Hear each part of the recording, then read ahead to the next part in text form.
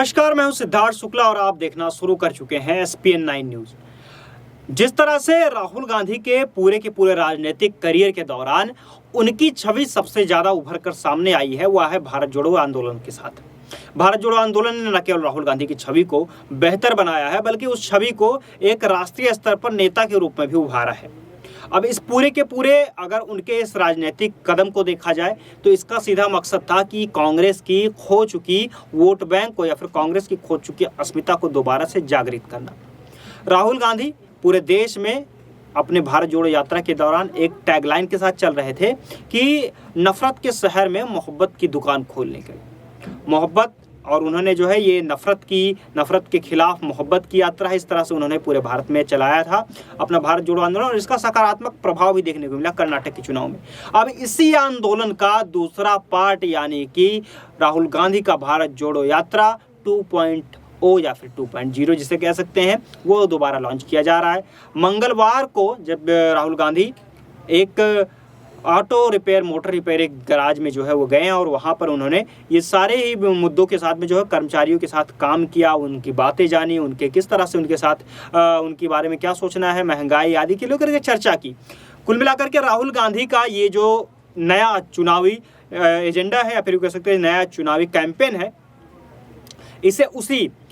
भारत जोड़ो यात्रा का सेकेंड वर्जन माना जा रहा है। इसको लेकर के भाजपा में भी काफ़ी ज़्यादा सरगर्मी है, काफ़ी ज़्यादा सुगबुगाहट है कि आखिरकार राहुल गांधी ने ये कौन सा नया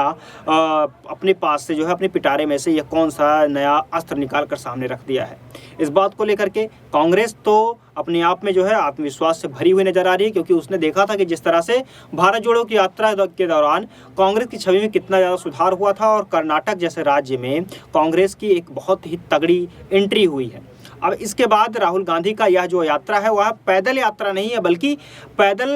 यात्रा के साथ ही ऐसे लोगों से वे जुड़ करके यात्रा करेंगे जो कि प्रतिदिन अपने रोज़मर्रा के कामों में करने वाले लोग होते हैं, जो सामान्य सी ज़िंदगी जीते हैं, जो रोज़मर्रा के कमाने खाने वाले लोग होते हैं, जिसमें कि जो है तमाम तरह के गरीब तबके से लेकर के सामान्य मध्यम वर्गीय परिवार आते हैं, जैसे कि मोटर रिपेयर करने वाले लोग, मजदूर, किसान, खेती बाड़ी करने वाले लोग, सामाजिक रूप से जो है